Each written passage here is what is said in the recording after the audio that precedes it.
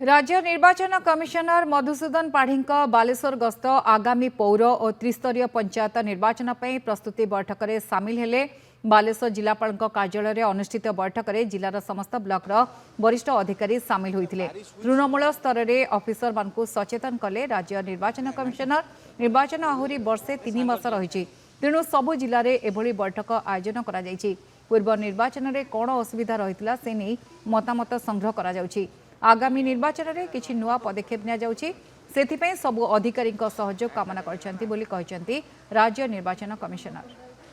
नहीं विशेषकर आमर जहाँ प्रीवियस इलेक्शन में जो इश्यूज गुड़ाक बाहर से विषय आम टे फीडबैक नेलु एवं एबे आमे जहाँ करिया को जाऊचु से विषय भी आलोचना है रेस्पॉन्सिबिलिटी कौन से विषय कहला एवं आम आशा करचु आम जो नुआ किछि करिया को चाहूचु से समस्त अधिकारी माने सहयोग करेंगे एवं आमर जो प्लान अच्छी सेटा सफल हम।